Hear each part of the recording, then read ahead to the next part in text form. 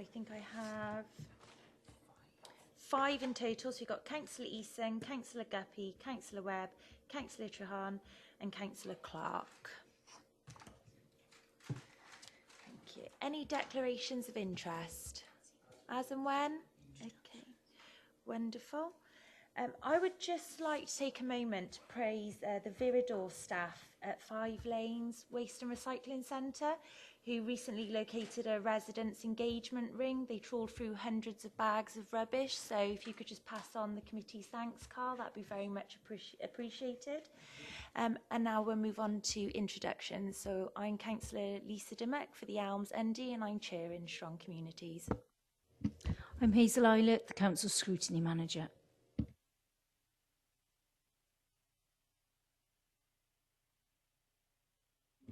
I'm Laura Carter, Senior Officer for Waste and Street Services. Carl Turgid, Neighbourhood Services. Dowie Lane, Systems and Special Projects Officer. Councillor Roger Harris, Cresson Ward, Abergavenny, and member of this committee.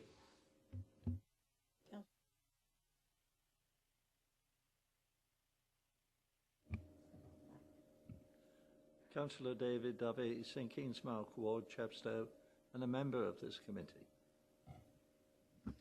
Thank you all. So we're here to consider the Monmouthshire Litter Strategy that aligns to the National Litter Strategy being developed in conjunction with Keep Wales Tidy, and to receive a progress report on the implications of new waste collection policy, the impact of the introduction of permits to household waste and recycling, and the impact of closure of some of the household waste and recycling centres, and the potential direction of these services. So I'll hand over to Carl. Thank you. Thank you for the invite. As always, great to be with Strong Community Select and go through some of where we are, where we've been, and hopefully where we're going. So I've done a very quick update on the litter strategy, the collections policy, some of the work around the recycling review, and some of the work around the household waste recycling centres. So it's in the report where we are. Opportunity for members to ask questions, and that's what I was hoping would come of today, so we can get through more of this and understand where we are and where we go in. It's been a very difficult 8 months in waste. We've gone through a huge amount of changes operationally inside the council and externally for all the residents. So we've learnt a lot of lessons over the last 8 months, and hopefully now, as we're coming out the other end of it, now we're seeing some progress and things starting to get better for everyone. We are, as a department, going through a restructure at the moment. We are putting more resources into the front line and into supervisory positions to get this work through and get everybody understanding where we are and where we're going. We've had a huge reliance on agency staff over the last 8 months. We are bringing them online now and into permanent positions. So that's some of the work that we're doing in the background now to get us back up to full speed on our work. The litter strategy, as I've said in the report, is faltered a little, partly down to the recycling review and all the challenges we've had with that, partly down to the fact that the Welsh Government funding programme didn't come through at the right time for us. It's only 2 weeks ago that we've had full confirmation that we're going to receive any money for this year for that programme. So it's been a bit up in the air. Now we've got confirmation of that, we can move that forward. The collections policy we brought to Strong Community Select in March. We agreed that we would bring the enforcement policy back and give a bit of an update on where we are after the review. Obviously the review didn't settle down quite as quickly as I had hoped when I was speaking to you all in March, and dragged on into June and July. So we're still a work in progress with that. All the in-cab systems are now fitted into the vehicles. We would like to start the collections policy work as soon as possible, adopt this policy, and then we can start using that in-cab technology to make the service better for operationally and for the residents when they're phoning up, and we can give them live data there and then. The recycling review, I haven't shied away from the fact that we have had difficulties with it. We've done a lot of sorry. We did a lot of work on the recycling review. It was based on the trial in Abergavenny. That data didn't flow out when we pushed the scheme out wider. Some of the calculations we did on the going to a fortnightly glass collection instead of a weekly seemed to have had a much bigger impact than we could have anticipated. That was some of the issues around it. It's important to remember that we do 80,000 collections every single week. And yes, we had problems. Yes, there were missed collections. I think the worst month was 7,000 missed collections in a month. In reality, no, it wasn't even that. I think that was across the time. 7,000 across the 6 months, across the year possibly. But when you're considering 80,000 collections every week, that's very small scale when you're looking at that problem. For the people that had the problems, and conscious that some of the councillors here, their wards were involved in it, it's very difficult to explain to people that there's constantly being missed. So where we had problems ongoing for a long time.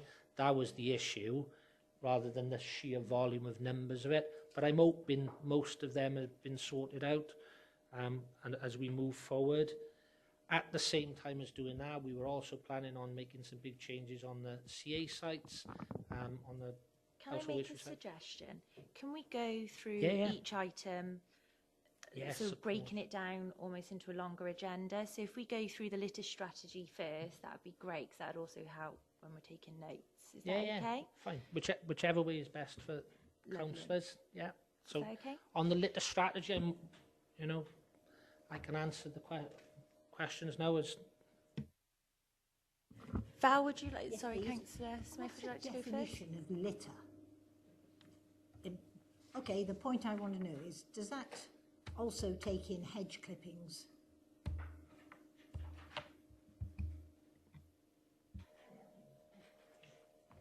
I don't know.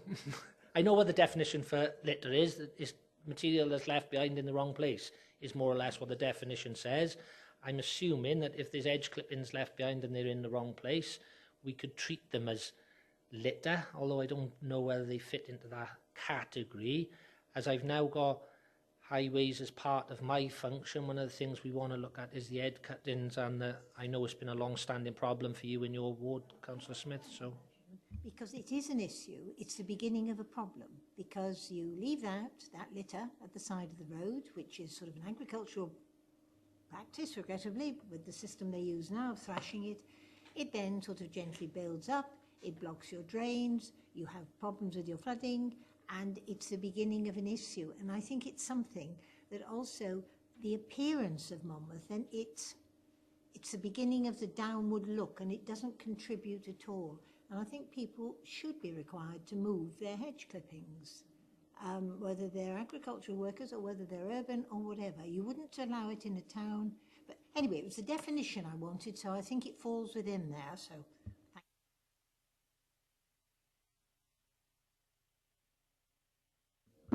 Councillor Harris, then I have Councillor Dovey. Thank you, Chair. Littering going on to fly tipping, we were concerned at the last meeting that maybe these changes would increase the amount of littering in large proportions, i.e. fly tipping. Has that happened? Has fly tipping reduced or increased?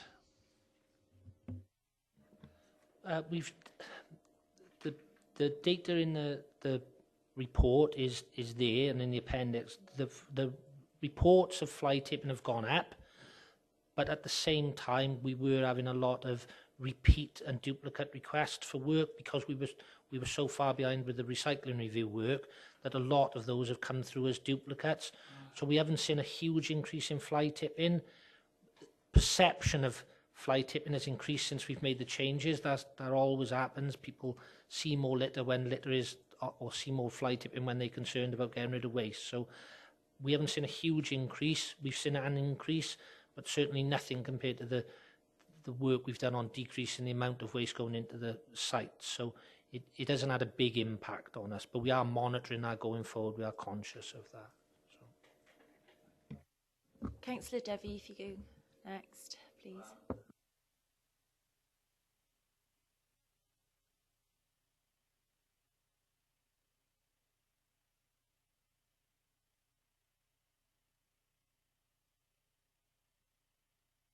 There you are.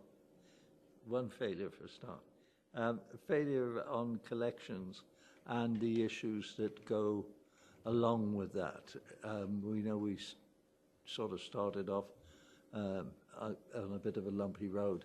What were the issues, and what have we learned from that?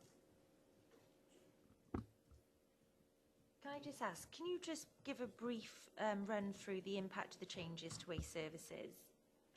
Just because we went straight into questions then, yeah, so went a bit wrong way round. So do you want it on the collections review piece of work? Well, if that question at the end you can encapsulate that in one answer, well, fine, leave it to the end. I was going to say the other one you came up with, highways, is now in your portfolio. I think that's a pretty broad statement. I can, what is there in highways? Are we talking here about just the painting road signs, that sort of thing? I mean, are we talking about putting the roads right where they damage to them? What section of highways are you talking about? Because it's a big chunk if you're taking the whole lot up.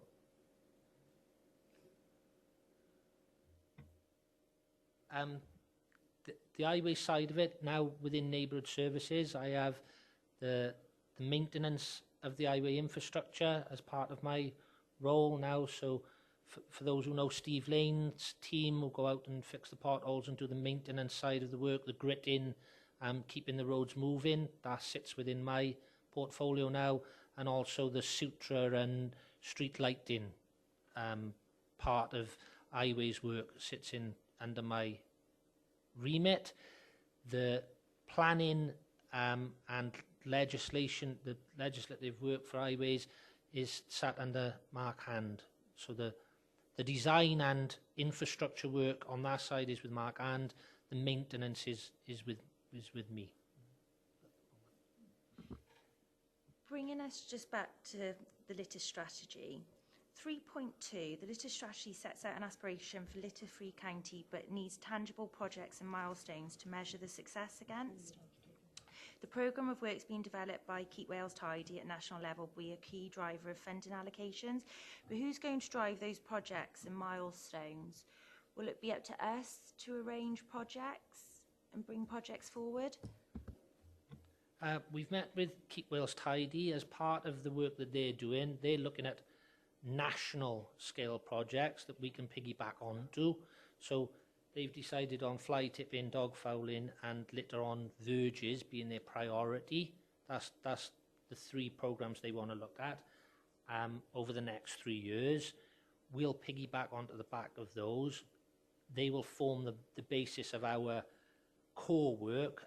How we deliver projects around them will be down to us, and how we spend our money will be down to us. Yeah.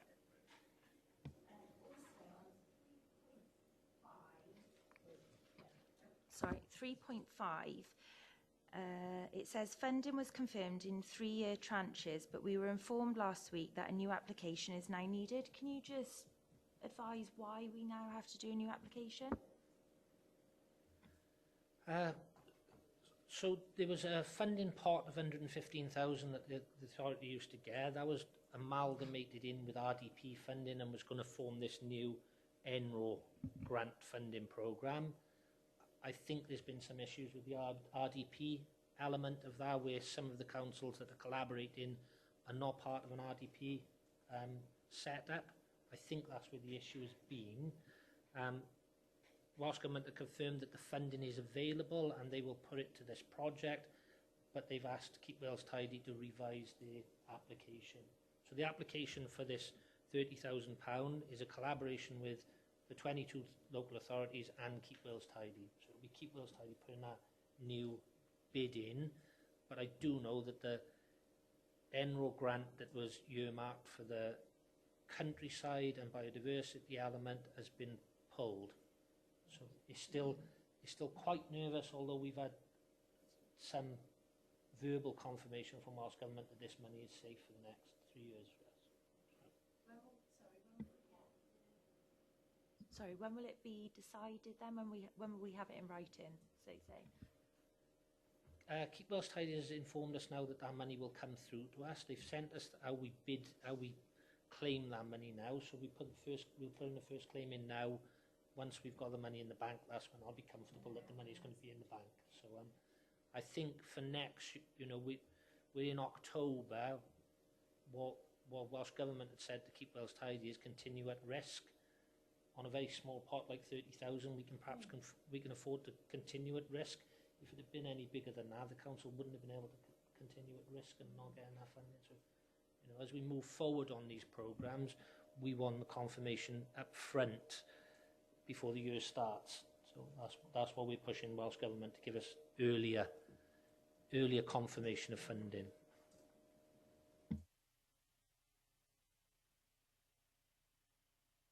Are there any? Councillor Smith. On tranches, is it 30,000 a year or 10,000 over those 3 years? 10, 10, 30, 30, 30. Yes. Compared to the 115, it's not much better, but 30 is considerably better than 10. Yes.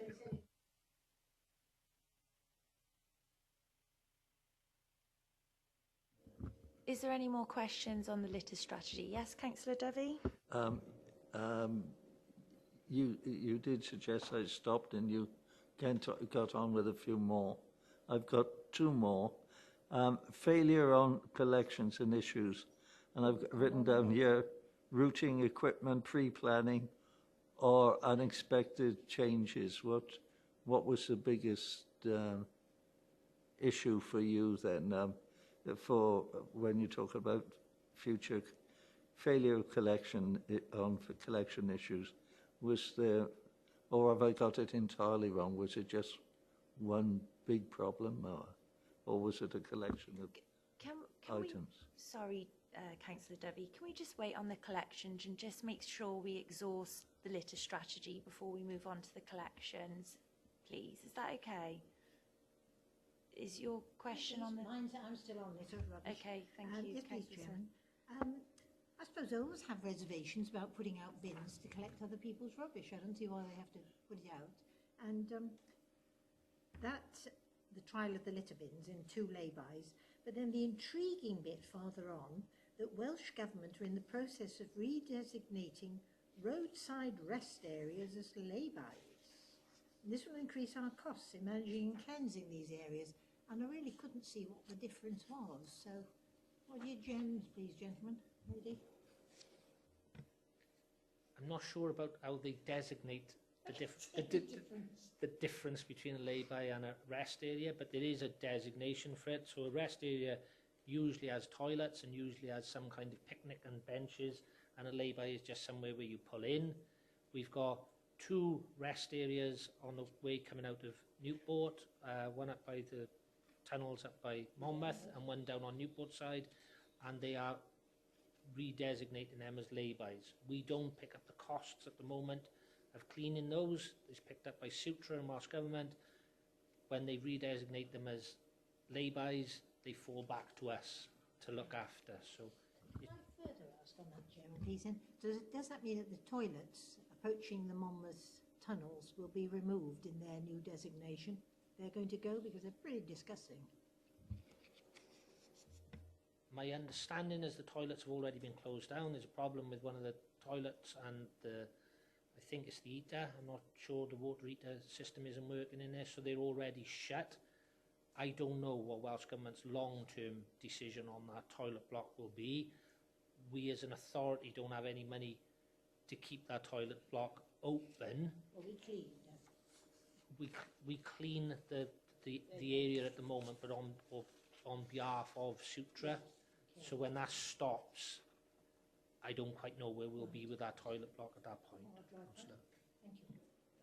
Can I ask a question on that? Is there any sight of Welsh Government offering contributions once that falls under us, those lay-bys? What we've been told by Welsh Government is that under the Environmental Protection Act, we've got responsibility for the roads and lay-bys to keep them clean. They've got a responsibility to maintain them. If they no longer consider they're part of their maintenance of the road system because it's just a lay-by, it falls to us with no extra money to it. Are there any further questions on the litter strategy today for Carl? Councillor Smith? Please, the last one, that the community improvement prison teams, I really welcome that involvement. I know that we've had, well, there have been about a dozen chaps out working, haven't they? And I think it's a really good initiative. So the more you can have, the better. Thank you. Just one last question, Carl, sorry. Llanfihangel Criccorni Environmental Group, they were invited here today, but they're not coming. Is there an update on the work being done with them? The last update I had off them was that the programme has gone well. They were testing some additional stickers and all to go on their bins. I haven't had an update from that point. I did contact them last week.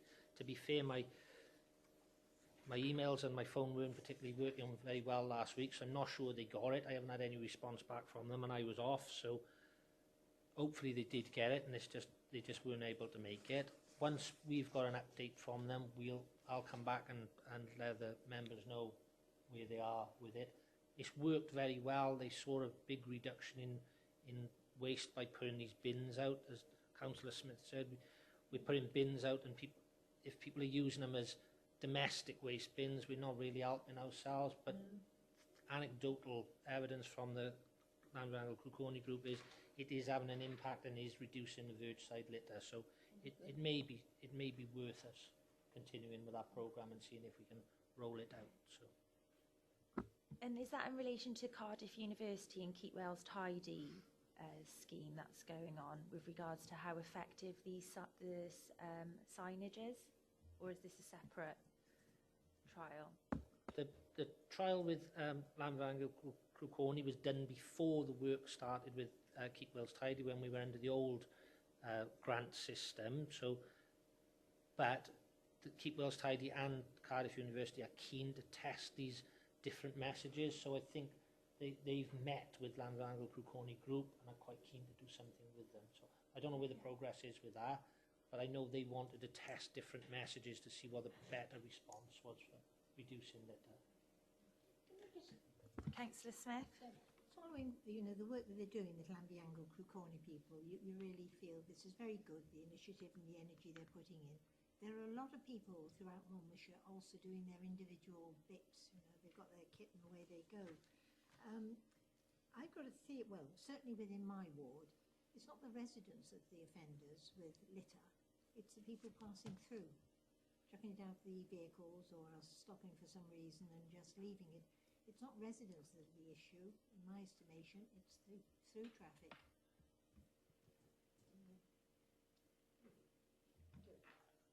I think we've seen an increase in drive-by litter. With the increase in drive-by eateries and thing, it is a natural part of it. As they're driving through areas, they're chucking the rubbish out of their cars. I think Keep Wales Tidy and the Carry Cymru programme is looking at how we bring in the legislation to prosecute people from cars, and that's what needs to happen, because at the moment our legislation isn't in Wales for us to do that. So.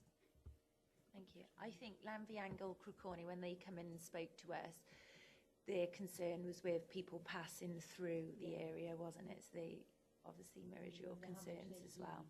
Yeah. Okay. Are there any further questions on the litter strategy? Just best of luck. Yeah. Councillor Dovey? I was going to ask, just going through here, there was comments about the cab design and the issues with that. With the cab design, was it something that was generated from our side? We didn't quite know what we wanted, or was it something about what was designed for us and it wasn't appropriate? And did we get any money back for what we'd been invoiced for, if you like?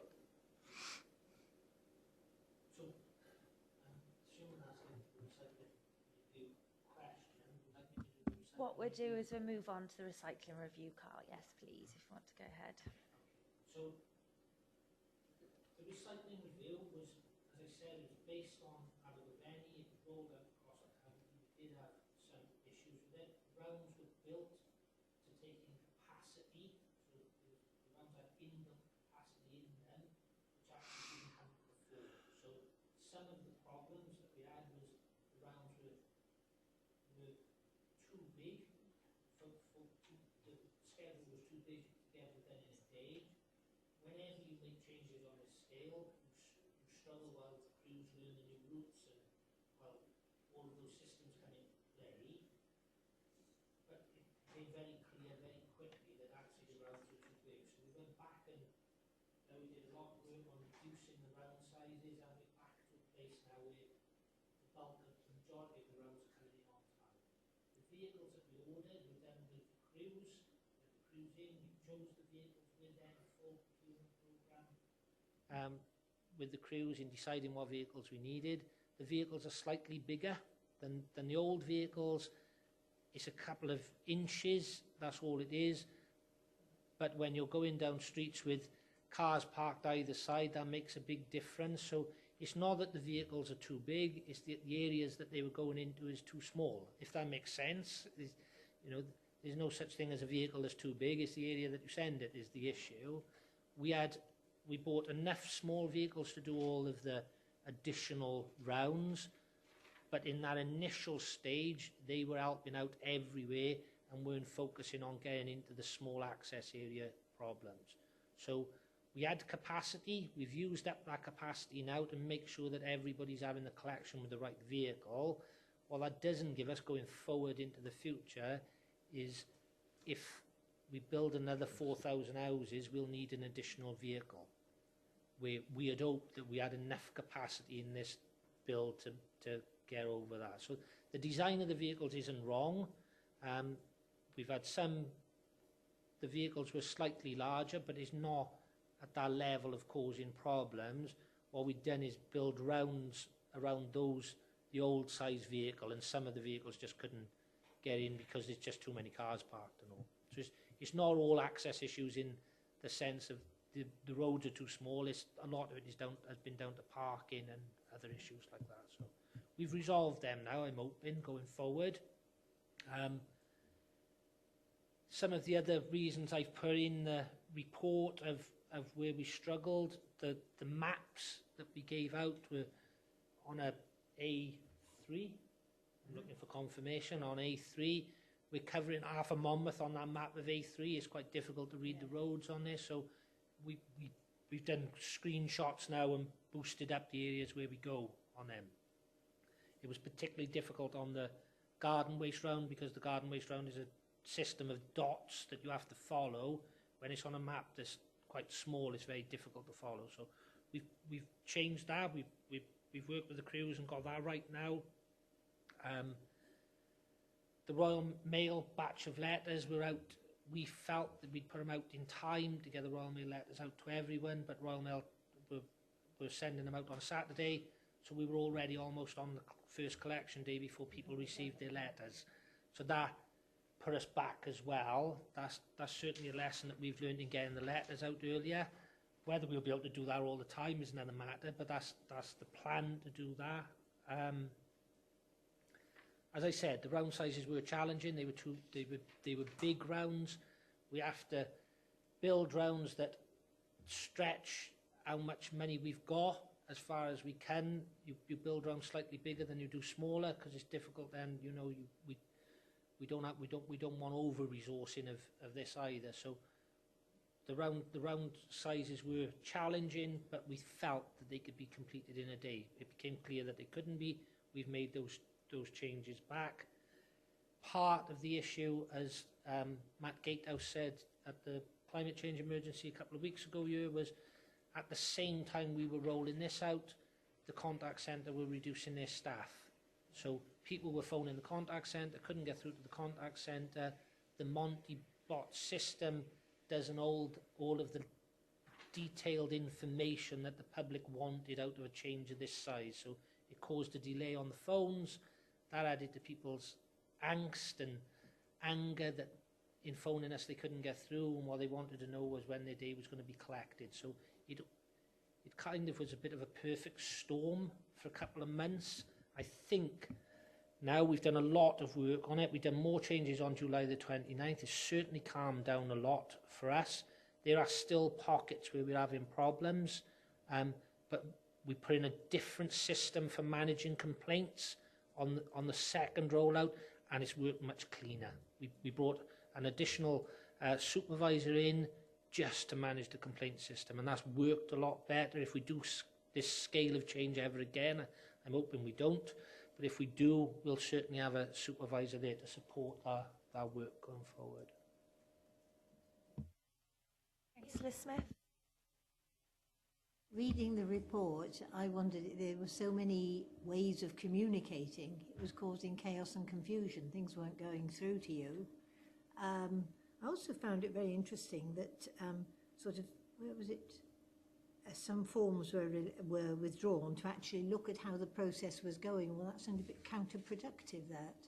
But now it's a straightforward system, is it? There are so many options for people to report issues, and you don't know where they're going. I get a complaint about other issues, not yours, that, well, where do we actually put it? Well, we sent it there and nothing happens, and somebody else, and the phone didn't respond. So communications are a bit complicated with Monmouthshire, a plethora of avenues open to the public.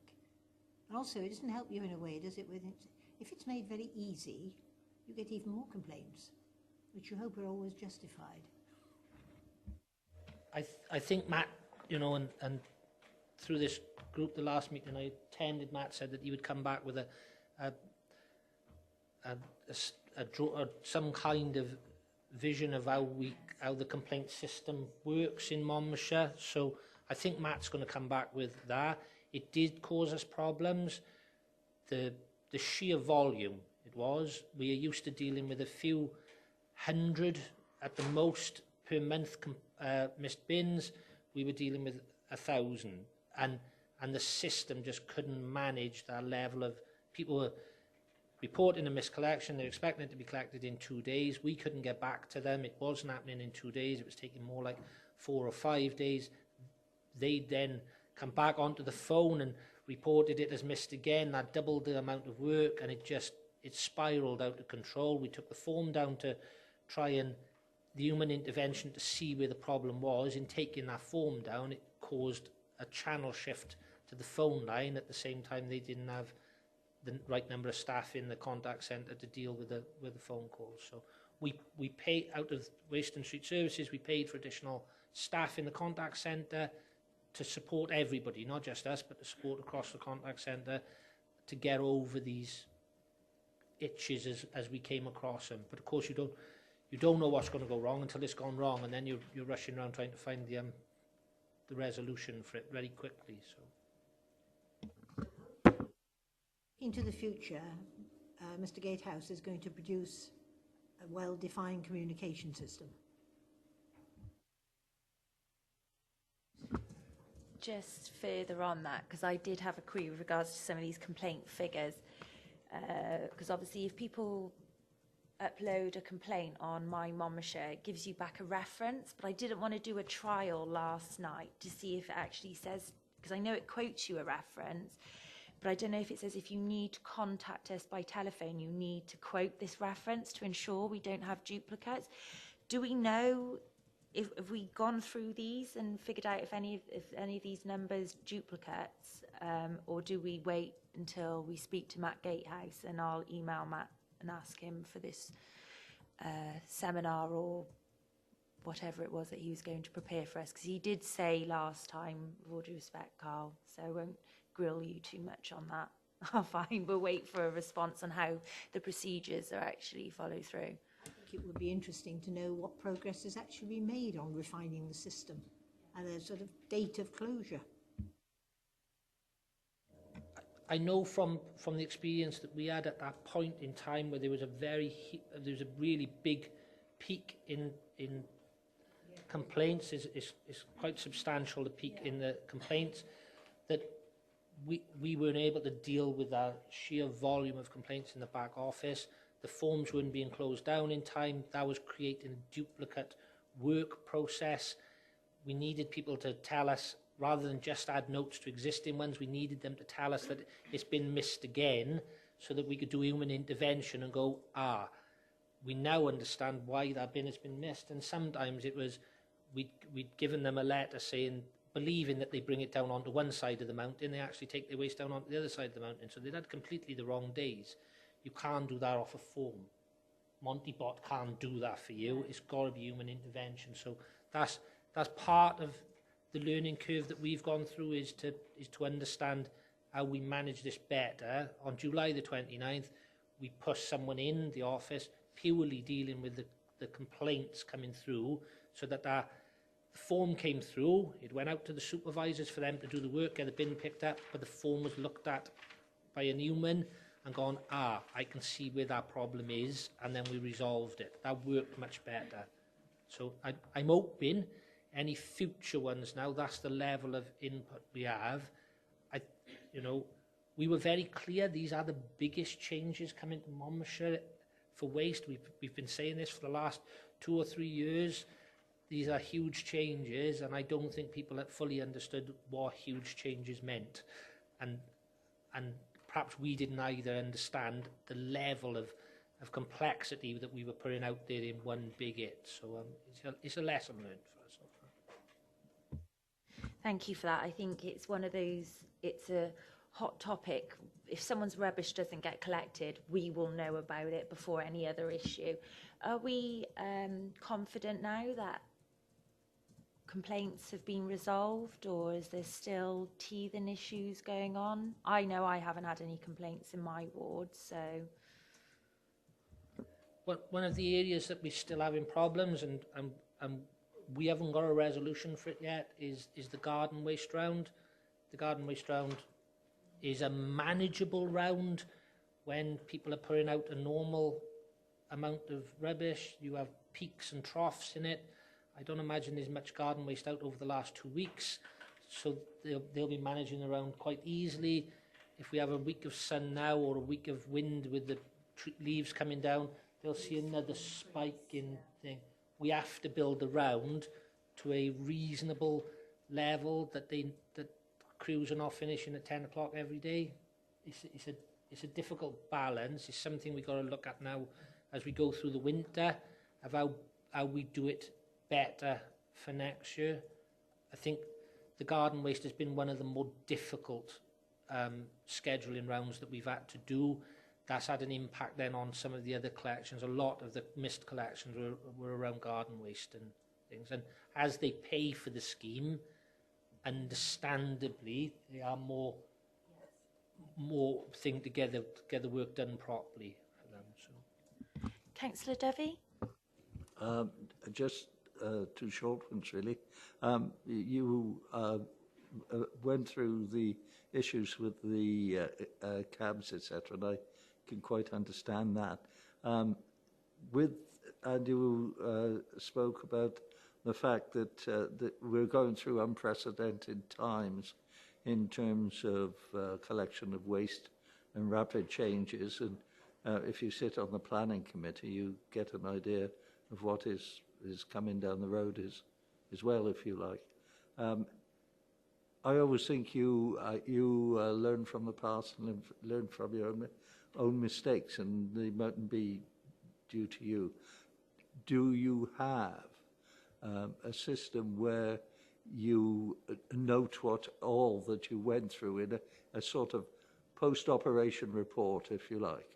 So you have something that you can refer back to the next time you go through a similar exercise, and it works as a sophisticated aid memoir to make sure that you don't do same things, or you do things better if you like those sort of areas. Do you have that?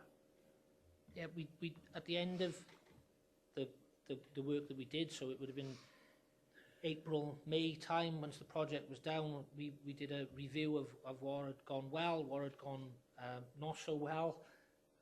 So we've logged where the issues were. We understand that. The changes that we made on July 29th, and it was substantial changes then. It was around 5,000 properties were changed, and it went very smoothly, touch wood. So I think the lessons that we learned from March were certainly input in the July. I'm hoping that in 7 years' time, when we change it all again, I'm hoping that we'll still remember back to these days and use that as an memoir of what not to do. My fear is everything that we do in the council is cyclical, and we seem to go back and make the same mistakes again. So I'm hoping that there'll be enough of us left to know the pain we went through this time, so we don't go through that pain again. The trick is if there is a record there and everybody knows there's the record there, then your successors shouldn't make the same mistakes, you know. And it's an important thing. And I think it's not just about equipment. It is, as you say, about the changes, things are happening within planning and that sort of thing. It's important to leave the benefit of your own wisdom afterwards for somebody else to benefit from. That's all I was talking about. I'm hoping my successors have the good sense to bring things back to the strong community select group, and you'll remind them of the mistakes that we had and ask them to look at any paperwork that I've left behind, I'm hoping. So You're not going in. I'm not planning on going anyway, but I'm not planning on doing changes soon either. So Councillor Harris and then Councillor Smith. Thanks, Chair. What is certain, Carl, is if you're still around in 6 or 7 years' time, there's a lot of us sitting on this side that won't be. So you're going to have a new intake that will be really after you. So make sure you get them sorted as soon as you can.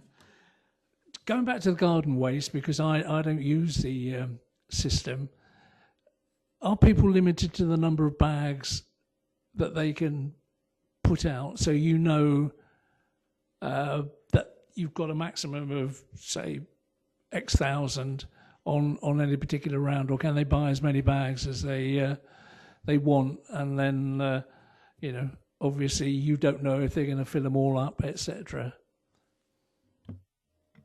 residents can buy as many bags as they want. What we tried to do is look at the data from last year and say the rounds are built in polygons, so we draw a shape on a map, and that's how many houses are in that polygon, that's how many they've got to collect from, that's roughly how it works. We tried to share it out equally, but there were some areas that people were buying 10, 15 bags. I think the biggest customer we got is 12 or 13 bags that they've got. When you get there, that's a lot of work, and if they're all full, that takes a lot of time. In urban areas, very urban areas, it works because the crew go down every street anyway. It's when you get out into the sticks a little bit more that you find that you have problems, because the rounds are very big, and if there's a lot of bags out at each property, they really struggle to finish the rounds. So. Have we thought about limiting the number of bags that people can have? Because if you've got a vast garden, you're obviously going to need a huge number of bags. But if you've got a vast garden, you can do your own composting. So, maybe thinking about limiting the number is an idea. I have challenging income targets against the garden waste collection scheme as well. But these, as we move forward, these are the points that we've got to start looking at. It is whether it is better to go over to a bin system for garden waste and collect every fortnight, or whether we continue with a bag system. We need to sit down and go through a wide range of what we can do to make it better for the residents. The residents are paying for this service over and above what they pay for other services, so we need to get it right for them as well. I don't think we can make changes in time for next year, and it will be another year of hopefully we'll get it right this time, the lessons learned. But I think going forward after next year, we need to make some big decisions about how we're going to deliver this service going forward, because what we've noticed in the last year is not actually paying for itself. So it was always based on shared vehicles with the thing. When it's a standalone service, it needs to earn more money. It can't earn more money if we can't collect the waste. So we need to look at that next year now and come back to Strong Community Select and the Cabinet with an idea of what we're going to do the year after. It's a very well liked service by the people that use it. If we want to look at other things to certainly around the CA sites, if we want to look at different changes on the CA sites or more closures or wherever, we need to be providing this type of service for the residents at the curbside. So it's something we've got to think about in the whole rather than just as a piecemeal exercise. So. Thanks, Elizabeth. You've answered one of my questions, Carl, actually. I was going to say, are you covering costs completely? Because this is a discretionary service. It's a service that we do not need to provide. And we've got to start facing up to facts.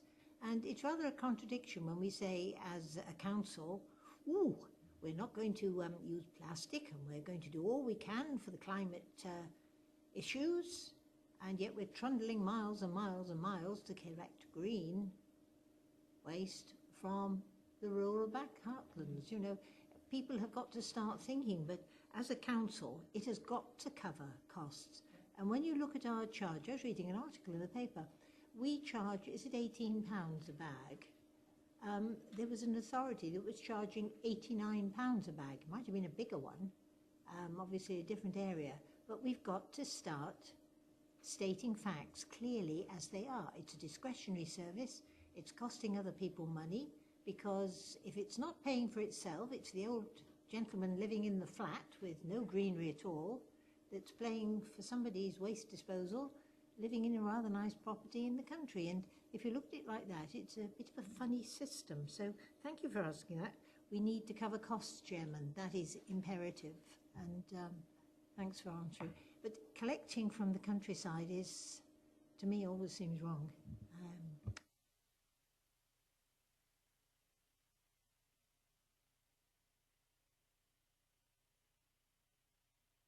Regarding the waste permits that we issue, I've never looked at the back of my waste permit. I admit you might already have done that. Can we just hang fire on the waste permits? We'll do that next after All right, the beg your pardon, collections. Sorry, just with regards to 3.21, these polypropylene bags trials in November, do you know the wards you're going to be running this trial on yet?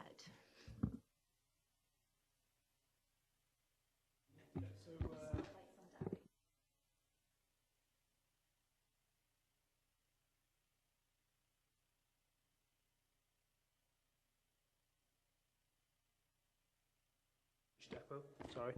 2 seconds. Community ward. Yeah, so it's going to be. So the Monmouth, is that, yeah, electoral ward or community ward? Do you want electoral ward, is it? Community ward? So one will be Monmouth. One will be a mixture of Llangibby and Usk, the Glasgow sort of area. And the third one will be in the Caerwent area with a little bit of Caldecott as well. Okay. And what sort of work are you going to do with the members beforehand?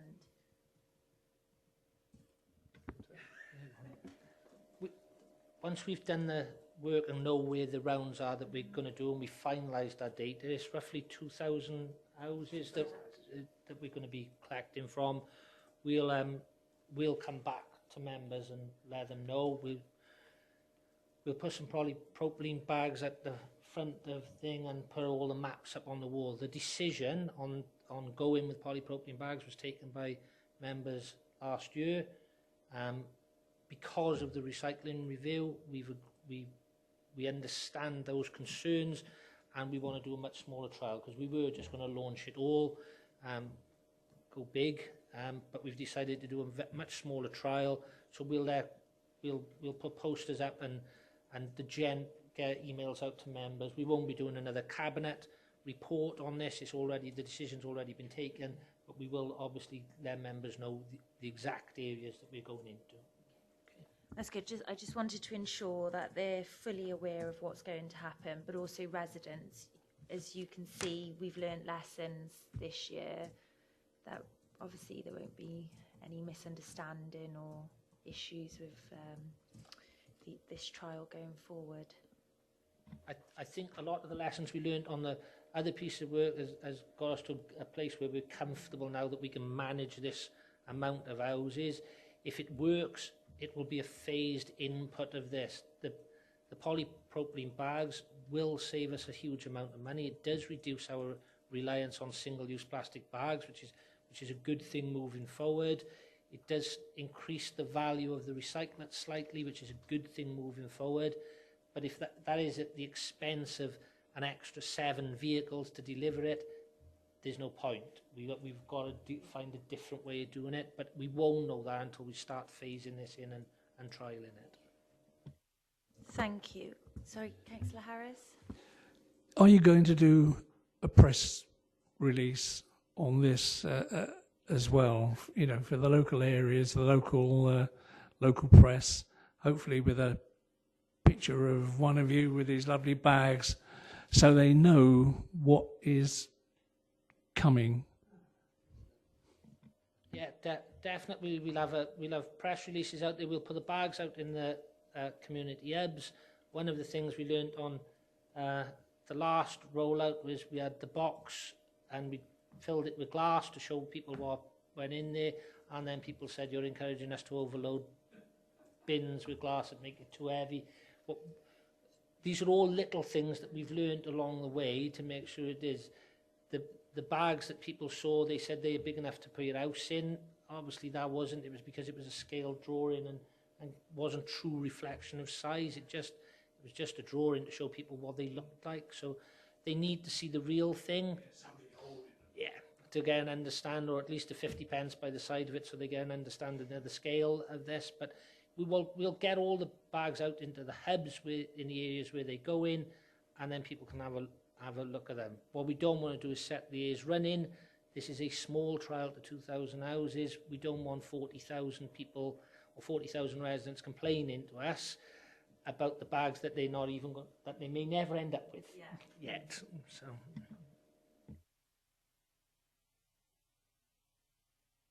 Maybe worthwhile giving each member some bags that they've got, and then they can show people if necessary in the wards if they get contacted. We'll bring some bags down to the reception now, and we'll put them up so people can see the size of it, and we'll leave enough somewhere here that if members would like to take a couple of bags with them to show the size of it, feel free to take the bags as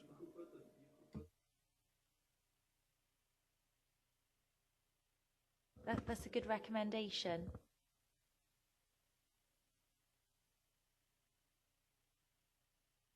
Thank you, Carl. I don't think any of us... Can you just revise my memory?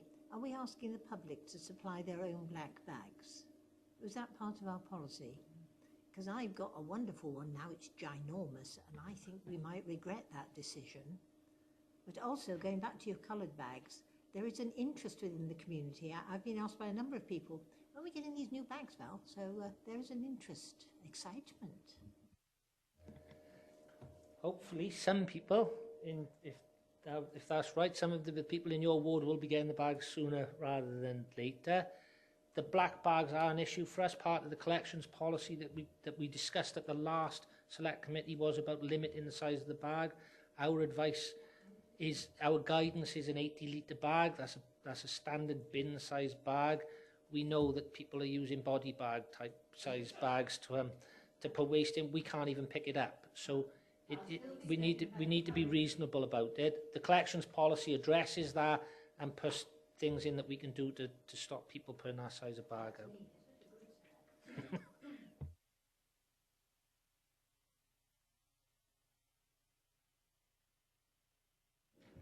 Could I just ask one question? It's a very simple one, honestly.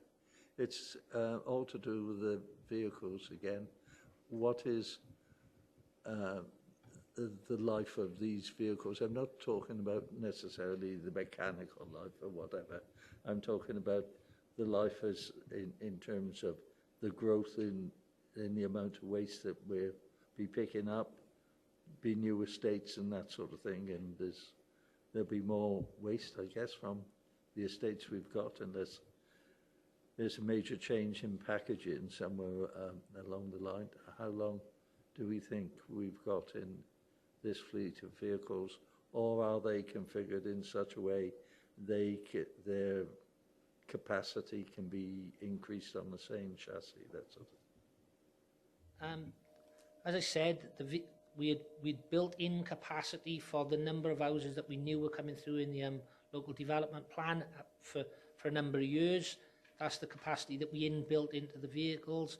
We've used a lot of that capacity in rationalising the rounds at July the 29th, so we don't have a huge amount of capacity in these vehicles to be making more collections. If 3 or 4 houses get built in a small close, we can manage that sort of number. If we build a 4,000 house estate, we will need an additional vehicle to do those collections. We don't have that capacity in the fleet anymore. That causes us problems but as long as it's smaller numbers coming online more slowly, we can manage that across the whole fleet. It's when it's all in one area, that's where the problem lies.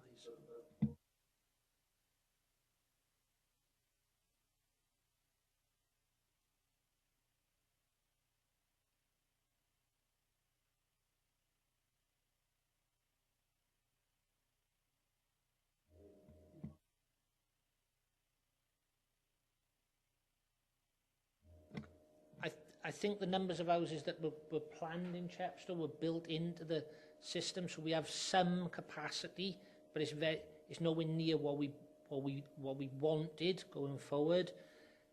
700 houses, in Chepstow area, we could perhaps split it over a couple of different vehicles and pick those up. It's an inefficient way of delivering that service. When it goes above that sort of level, when you're talking 1,000 houses, that is a full round. We would need an extra vehicle if we had a full round.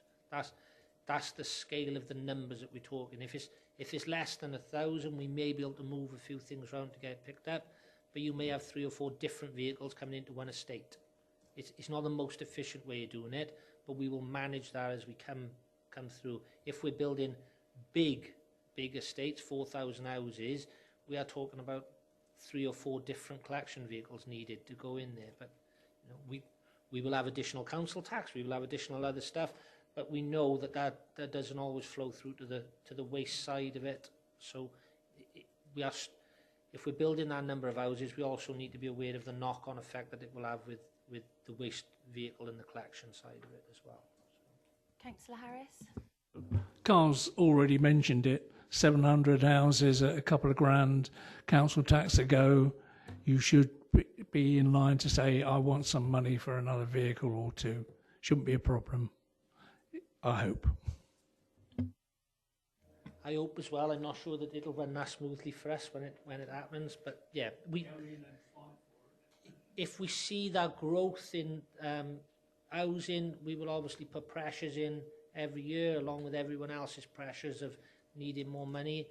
As much as we can, we will manage that internally and move stuff around to get it picked up. It is when you start getting into that bigger number, the 3,000-4,000 type houses, there's no way that we can manage it with the existing fleet. It's just too big for us. But up to 300 houses, we can move things around to try and get that collected. But it's just running less efficiently for us. Thank you, Carl. If we could move on to household... Oh, sorry, wait there. Got that wrong.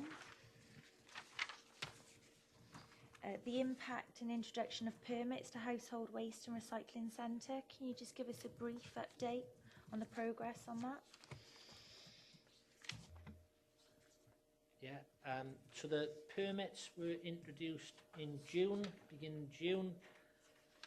They went out to every household. One of the lessons that we learned off the recycling review is not every household is on our LLPG system, so they didn't get all of the information. So we put it out on a different system, but we still had letters coming back that they hadn't received their permits, nowhere near as many. So we would think around 98% of the houses that were sent a permit received their permit. It worked very smoothly. People understood what they were for.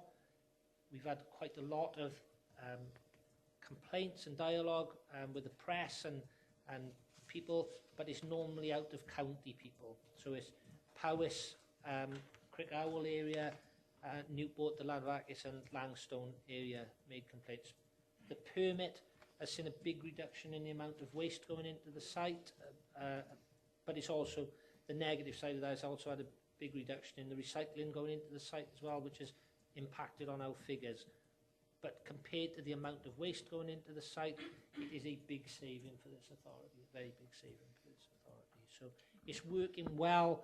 The complaints are coming from out of county. I spoke to Councillor Harris earlier and explained that for residents living on the borders, Crickowell, Llangattock, Llanfairpwllgwyngyllgogerychus, Langstone, Pennow, those right on our border with the CA site very close, we did put in place that they could bring their waste to our sites and pay for the waste over the weighbridge. That saves them the journey of up to Brecon or Landrindod Wells or into Newport. There's some residents taking us up on that. It's a 40 kilo minimum charge, so 5 or 6 bags of garden waste, depending on how big they are, obviously, and if they're not the big black bags that Councillor Smith got, but a general size bag, it'll cost them around £2 to bring in about 5 or 6 bags of garden waste. So it's better than that drive. So we've addressed some of those issues, and hopefully moving forward now is starting to settle down. We had security for the first month, meet and greet system. We had our staff on the weekend. We had an external security firm there in the week just to get everybody used to it. And we've got meet and greet now that moves around the site. Every few days they move to a different site and meet and greet people. In general, people have accepted it. Residents are seeing improvements, certainly on the 5 lanes site. There's less traffic, there's less queuing for our residents because there's not so many people coming in from Newport. The permits were, we hoped, going to help with the issues at Mitchell Troy, and we'd see a better or less material coming into Mitchell Troy. That doesn't seem to work at there. But the Mitchell Troy site, we've introduced a Facebook page now to tell people when the site is closed, and that seems to be going down well.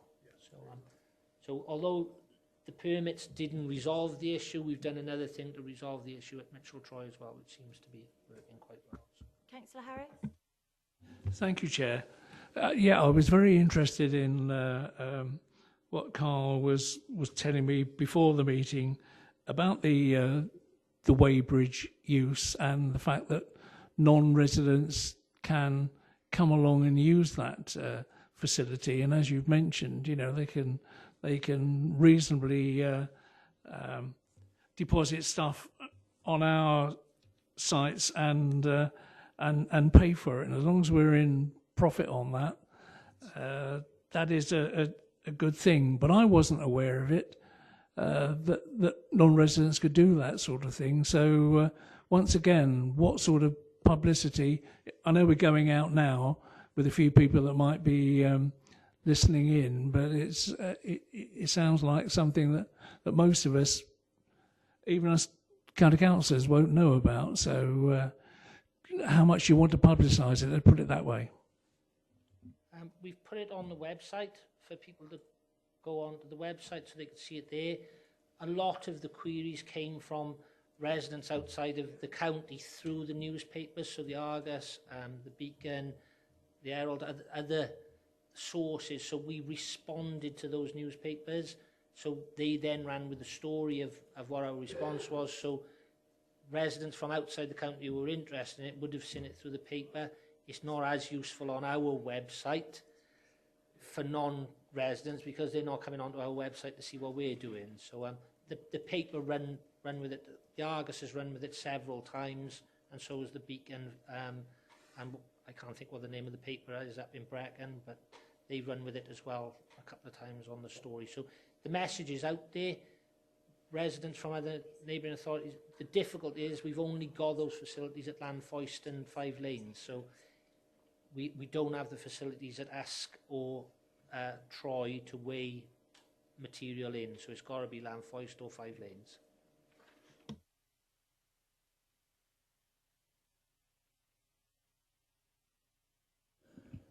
Free post? Do you get it in, do you put it in the free post? Because I've never seen it in that. We haven't physically put it into any press release from us. It's gone through as a query from residents from outside back to them, rather than it being a information given to our residents. It's then our residents that need that information. It's residents from neighbouring authorities. So we've done it the best way we could, which was to put it in their local papers. We wouldn't be doing a mail out to a. We don't actually want them coming in with their material, but if they want to come in, they can pay, and we've made them aware, the people that wanted to be aware. So hopefully you're not looking at it as a profit opportunity. It's a facility. Yeah, we're not looking at it from a profiteering kind of thing. They pay whatever Viridor charges for the disposal of that waste, and it's dealt with by Viridor. The money isn't coming to the local authority. It's dealt with by the private contractor on site. So Viridor have some extra money coming in, which hopefully reduces our costs on the management fee side because they're earning more money on the other side. But the waste isn't coming to us per se, it's going to them for them to deal with. But they work closely with us in supporting residents from off the neighbouring authorities. Councillor Smith. Very simple one. I say, I haven't looked at the back of my permit, but on the back, would it be possible, because presumably we'll issue them each year, will we a permit to go to the site? Oh, dash. In that case, my idea or suggestion that we actually put on there the times and the days when the different sites are open, so you don't have the frustration of getting to wherever and thinking, oh, flipping heck, it's shut at this time. That could help residents. And also the new asset that you've got, the shop, that you advertise then as to when that is open, because if I can speak, Chairman, on the shop, because there's no reference to it here, the recycling shop at Llanfoist, it's only open on 2 days a week, I gather, for a couple of hours. Yet the article that I read said that from June to up to date, it had yielded £10,000, unless I got the noughts in the wrong place. Is it 10,000? Well, in that case, I think we should have it open 7 days a week, because it's obviously proving very popular. And the more people you draw to that specific site, you can look at your service and how it's delivered elsewhere. That is amazing. I'm very impressed. The difficulty, and we understand that it would be better to open more, is the amount of stock coming into the shop. So we have to manage the amount of stock coming in through the gates to make it enough stock in the shop to sell on those days. So at the moment, we've got perhaps enough stock to be having the shop open 3 days a week, but any more than that, there isn't enough stock there to do it. So it's not, we can't make, we're not buying in stock to sell. We're reliant on people bringing in that stock. That, but the more incentive there is for people to go there, their interest in whatever, the more stock you will achieve at that shop, which I really think that's magnificent. We collect stock from Five Lanes, Usk and Troy, and transfer it up to that shop at the moment. So there is some elements coming from the other sites. It's not as much as we'd like, but there is some stuff coming from the other sites as well. What we'd like to do longer term is have a site in Five Lanes set up as well to run. It's working very well. It's quite labour intensive. The staff on site are You know, it says 2 days, but actually they're probably there 3 days sorting it all out. But it's taking a lot more money than we thought it would for those 2 days. And you know, we're really pleased that the profit element from there is going towards the climate emergency work, doing some tree planting and some communal gardens and community orchards. The public have taken it on board, and you know, since the advertising last week, the Facebook page last week, we've had a bumper week last Thursday. So yeah, it's going very well. So yeah, you didn't get the notes in the wrong place. Yes, that was the right amount.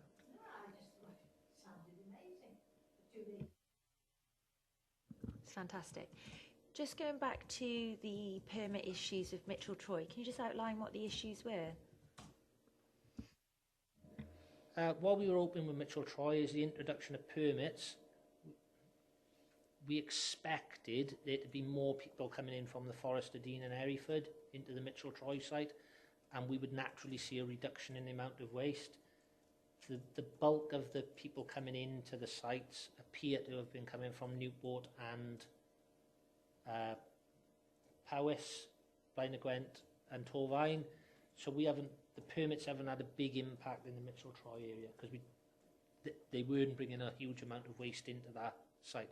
Clearly there was people coming in there, but they wasn't transporting large amounts of waste, which is what we were hoping the permits would reduce the amount of waste coming into the site, reduce the amount of traffic coming into the site, and then the site wouldn't have to close as often. But we haven't seen that. Councillor Debbie. Just a very brief one. Of course, Land Forest got a really big boost relatively recently, as it's featured on a very popular BBC One programme. And I happened to be at home with my laptop on my lap, banging away, and my wife was watching the box, and she said, Land Forest, and there you were in all your glory. And it actually looked very good. I mean, it did look good for a waste operation. It looked really tidy, and the staff looked good. You know, you could understand people looking at it and saying, that looks good, I'll go there instead. And of course, it's got the BBC endorsement on top of it. You ought to write and thank them. Do it again. Money for Nothing visited us 3 times in all. They liked the site as well, so that's why they came back. So they've been to the site now 3 times in total. You know, we have a very good relationship with Viridor. Their staff are very good. They do a lot, and they helped an enormous amount with our program as well in taking our waste. The Money for Nothing side of it now is a little bit of competition for us if we invite them back now, because the material that they'll probably want is the same material we'll be selling in the shop. So we just need to balance that one going forward, perhaps send them to a different site at the moment. So, yeah. Where are we in league tables with regards to our recycling rate in Wales now? Because obviously this has impacted. The league tables don't come out until the end of the year. We get a sight of the waste data flow results. We're in the bottom quartile, probably for the first time ever for Monmouthshire, compared to the other 22. We dropped below 64% in the first quarter of this year now. I haven't seen the second quarter data yet come through.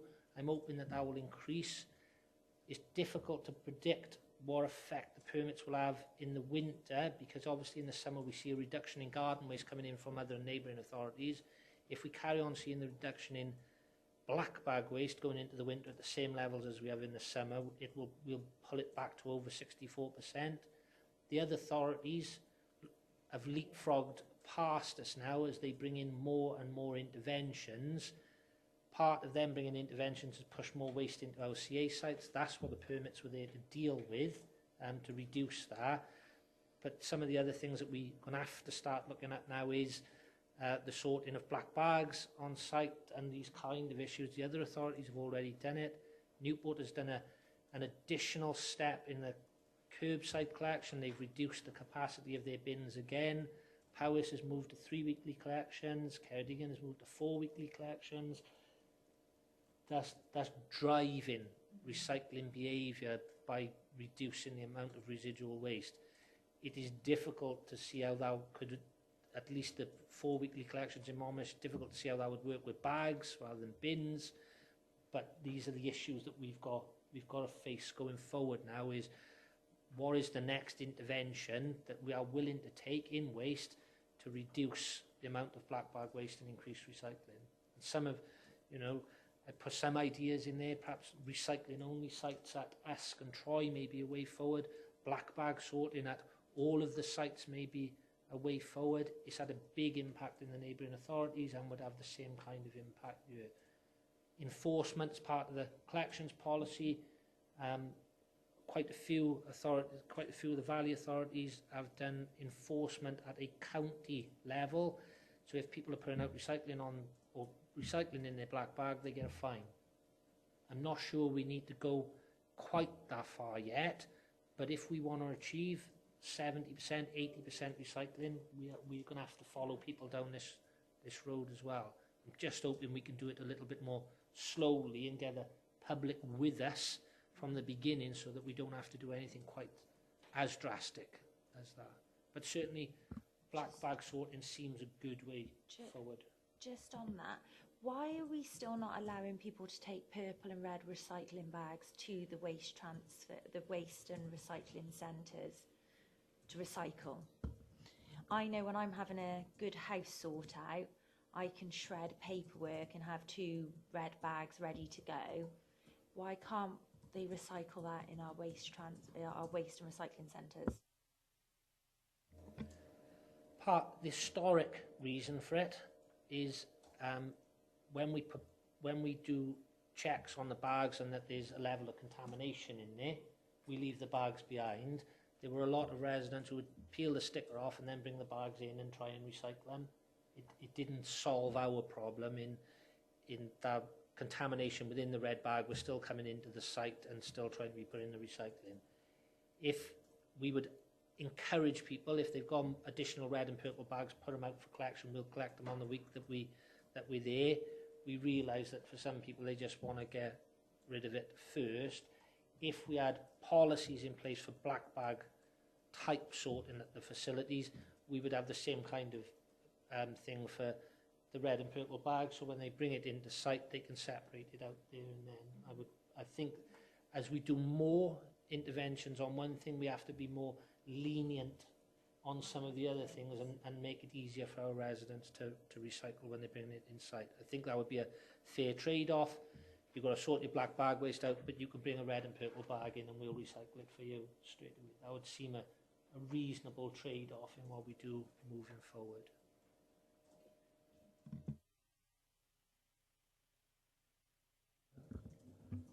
Right, I've forgotten what it's... let's have a look. Oh, we were talking about the Usk and Mitchell Troy sites as not giving us the percentage of recycling that we really do desire. And basically, how close are we to saying that we can only use recycling there as opposed to black bag waste or any other sort of waste? And if we did say that, what sort of problems do you think we'd end up with? In other words, is it worth the hassle? But we need to get the recycling rates of those sites up, or theoretically close them down.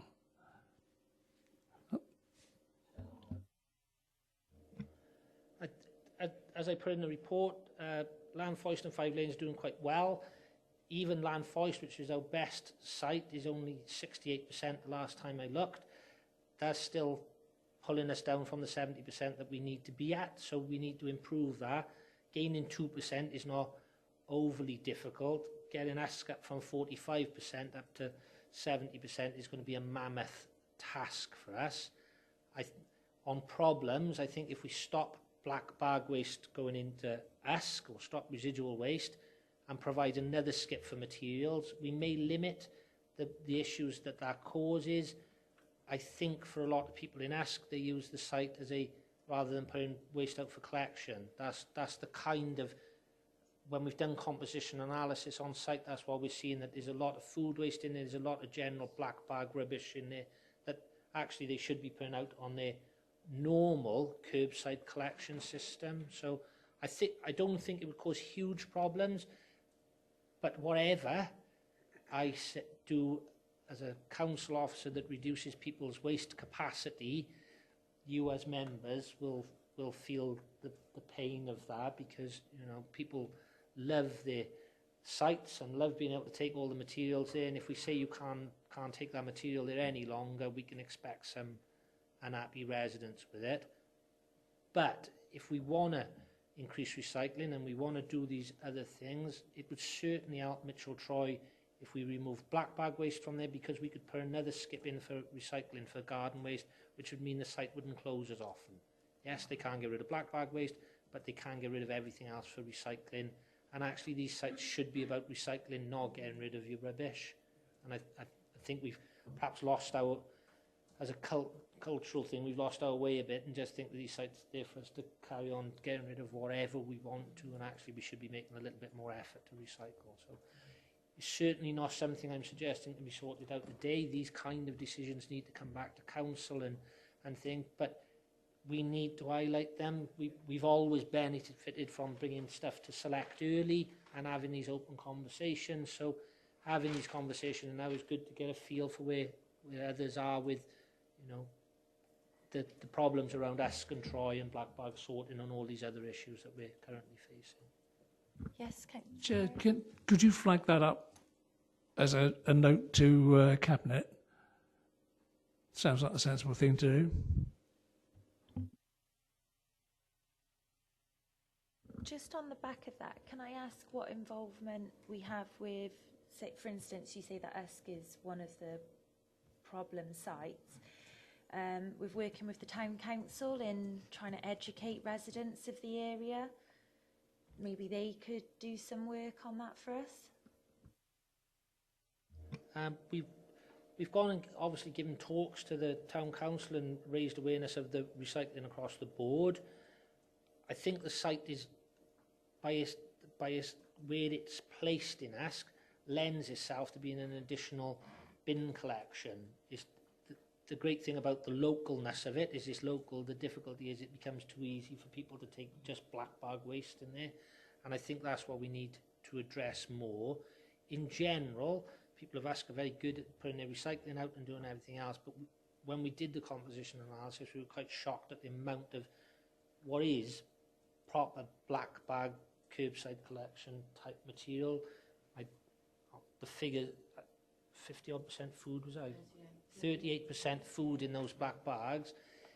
That could be easily collected every week, and they wouldn't need to, they wouldn't need to make that journey into Usk. The problem is, it's not a big journey into Usk for a lot of the residents who live around there. It's in walking distance for them, so they use it as a extra collection rather than what is supposed to be there for as a recycling facility. So yes, we work with the community councils, and we'll carry on with our work. We've done a lot of work with the community councils when we made the changes on the site with the car park thing. So we'll carry on our work. If the decision is that we look at black bag sorting on Usk, it will be very difficult because of the size of it.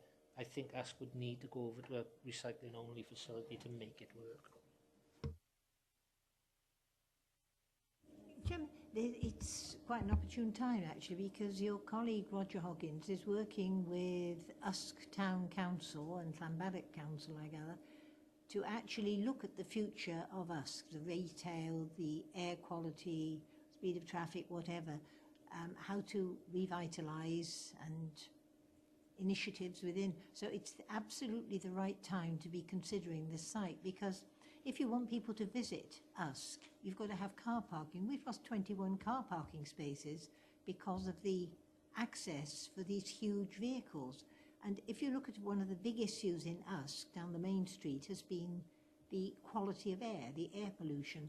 Well, dragging those great lorries through those small streets is a bit of a contradiction as well. So it's absolutely the right time, Chairman, to be working totally towards what is the future and how can you help with this, the proposals for Usk and also for us with the recycling. I found it amazing that 38% of the waste should be food. Is incredible.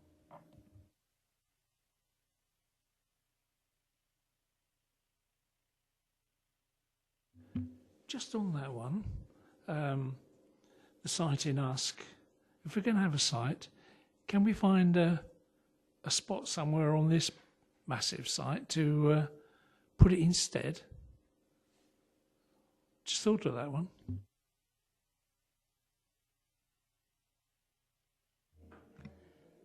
I'm not sure there's any more room on this site than there is in Usk. I think as we move forward and taking Councillor Smith's thing on, we need to look at it as a bigger picture as well. So if there is regeneration programs and there is that opportunity to put different sites out there, the obvious thing to do is look at putting one site instead of having the Mitchell Troy site and the Usk site are too small. The obvious thing to do would be to build a site somewhere in between that is big enough to manage that. The difficulty is no one wants a waste site next to them. They all want them close, but nobody wants them next door to them. And there's that planning issue, and then there's the funding issue on it as well. But certainly, as you know, Roger's also looking at depot rationalisation programme and what we can do in the future going forward. So those things, I'm sure, will come into it as well. Councillor Devi. Just a thought about a site in Usk on the way to County Hall here. As you're exiting Usk, on the left-hand side, there's quite a site there. I think it must have been something to do with a railway line or whatever. Oh, you're in my ward. And it's on the right. It isn't owned by us, but it's not being used for anything. I think there's a garage on the right-hand side there, or a workshop rather, and it's opposite where the I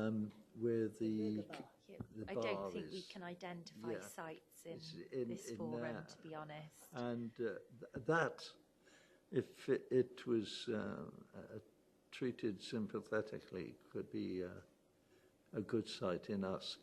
But, you know, who dare say anything about doing anything like this in Usk? Anywhere else would be all right, but maybe not Usk. That's Lambeth. Thank you. Pardon? Carl, if there's Oh, no it's more Lambeth. questions... I take it back. It's Lambada. Okay, thank you. Could you just give us a brief update on the enforcement policy now? So when we came to Strong Community Select last time, the enforcement policy wasn't completed. Part of it was we wanted to understand what members wanted to see in there. So we took that information away, and we've hopefully built a policy that shows you where we need to put that priority of work, which is around the Section 46 notices, is around the public not doing the right thing with recycling rather than being a punitive thing. We want an education programme, so educate before we enforce, and hopefully that reflects where we want to be. What we get a lot of complaints from residents is that they are doing the right thing and do everything they can, and then so-and-so down the road doesn't do anything, and they feel aggrieved that they're doing the most they can, and that person who isn't doing anything is getting away with it. So hopefully this policy allows us to start doing some of that work around the education side to move that forward with the end threat being enforcement rather than being enforcement from the outset. So some people we've spoken to many times, and we know that we are probably going to have to end up doing some kind of enforcement program with them. What we see is they generally get better in their behaviour once they've had a formal threat of a fine or something. Their behaviour improves markedly. So we need it formalised within the policy for us to move forward on it. it forms part of the wider collection policies that members saw when we came in March, and hopefully shows that we're not, as I said, we're not just being punitive. It is about driving up recycling. Welsh Government are talking about 75% and even 80% recycling targets going forward. If we are struggling to get to 64, we have a long way to go to get to 75 and 80. We are going to have some kind of enforcement role in with our collection.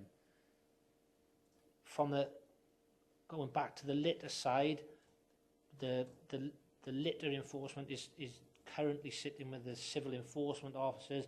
We're just part of the restructure is bringing in some recycling wardens who will have some of the enforcement duties on their role.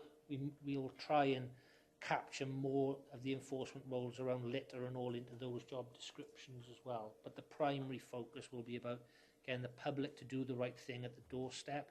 A lot of the problems we have is people putting out too many bags, putting out the wrong stuff, putting it out on the wrong day, and that's adding to the problems and adding to the general downgrading of if they're putting out bags 4 or 5 days on a lane and there's lots of cars passing, it's inevitable that those bags are going to be hit and ripped open, and it's adding to the litter problem and everything. If we can enforce or educate in the first side and then enforce if necessary, hopefully we can cut down on a lot of that. So I'm hoping the enforcement policy is not too strong, but it has got the right balance of what we want to do to what we want to achieve going forward. Does anyone have any comments or questions with regards to the enforcement policy? Are we all in agreement that it is the only, we're happy with this and it's the only way forward? I think as an initial step, it's timely and it's appropriate to start as a starting space. I think it's the right thing to do. Also, I think, Jen, if you do have one situation where you actually do take it to a conclusion, it does wake up a lot of people to the fact of, oh dear, we should make a bit more effort perhaps.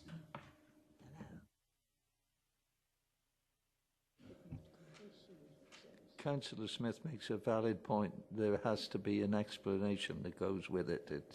It hasn't to be just we're doing this, blah, blah. You know, if you're doing it, this is the reasons why, and they have to be the appropriate reason. Just on that one in my ward, Carl knows the sort of areas where it's really bad, and I've got a bad area in my ward, and anywhere where there's a lot of flats is a real problem, and I can assure Councillor Dovey that they keep getting repeatedly letters from us and Monmouthshire Housing, and you know, it improves the situation for a while and then it gradually tails off. So the remedy is in what we're proposing, I think. The Section 46 notice that would go out for people who are not doing the right thing will set out all of what they have to do. It stays on that property or with that person for forever unless they appeal against it through court. So at any point in the future then, we're not going back through the same process. We will work with them to get it right. We'll carry on doing the education stuff, but once our notice is served, if they don't listen then or they carry on slipping back into those old ways, the remedy is a fixed penalty notice. That's the remedy then. There's no more letters and no more support. They've been explained, it's all been done. So we're hoping that one or two of those, when people become aware that we are serious and this is an issue for us, it will result in an improvement across the board with everything.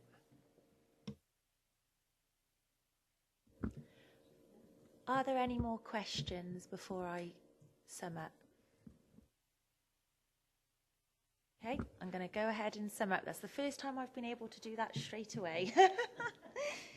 So, with regards to the litter strategy, obviously Councillor Val Smith requested a definition of litter because you have concerns regarding hedge cuttings. And Carl, you confirm that you're going to be doing some work with other officers on this over the winter months.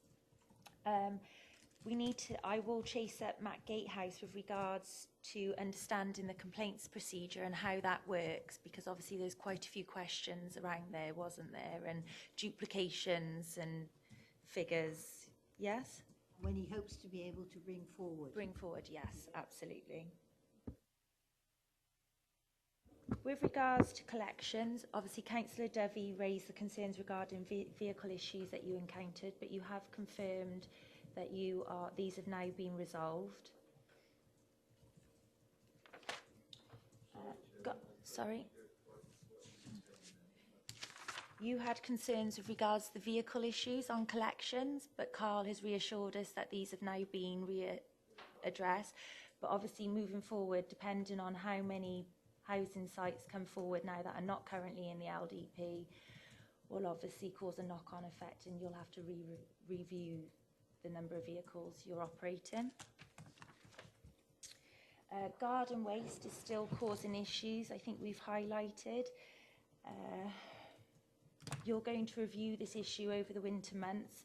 Will you be coming back to Strong Communities to update us on your plans going forward? Strong Communities would like us, if Strong Communities would like us to bring it back, if it's a policy change, that is normally what we do. So any service change of that scale, we would normally bring it to Strong Communities first and then take it to Cabinet. If it's that level of change, if it's something around small round tweaks, we'll just carry on and do them as a day-to-day operation. Lovely, thank you. Obviously, Councillor Dovey made a valid point of us learning from previous mistakes and keeping a thorough record of things that we've learned from previous changes.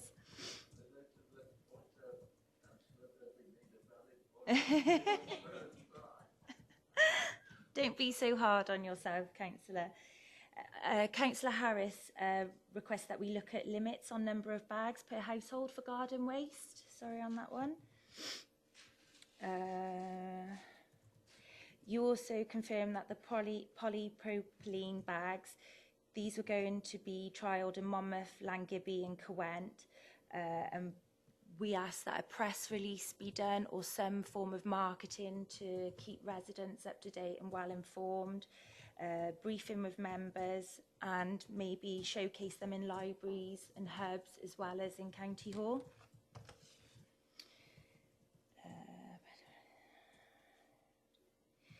Councillor Harris also suggested that better publicity for non-residents being able to pay at the weighbridge in some of our waste facilities.